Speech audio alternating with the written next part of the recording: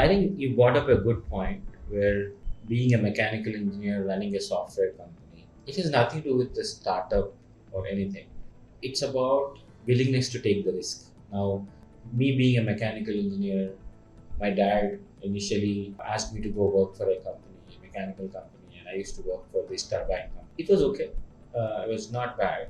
But then the first time I've seen CAD CAM, where they were using computers, I was fascinated with it. Now, I had two options just to learn CAD CAM. But then I went in, I said, when I was using CAD CAM, I learned CAD CAM very quickly, but I was also very intrigued about how CAD CAM was built. Then I started going deeper into computer science.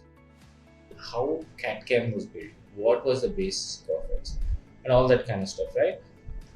And then at every point of time, I keep getting this thought: Am I not doing justice to what I did, what I read, right?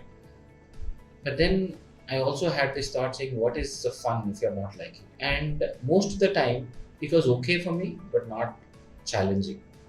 Now I felt I only get challenging when I take risks. And that's what's been biggest strength of mine.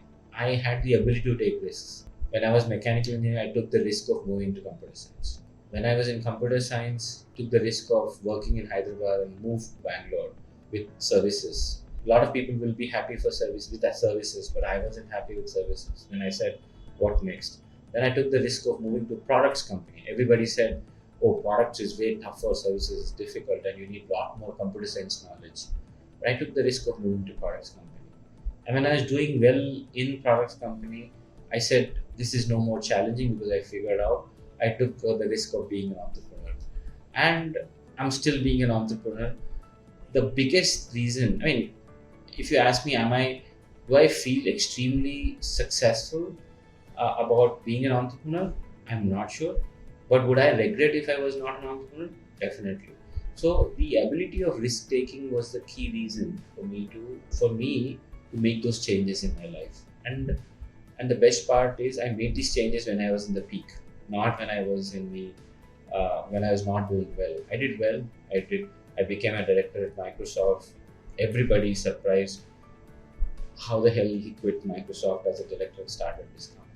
I would have definitely regretted if I did not take the risk of being an entrepreneur.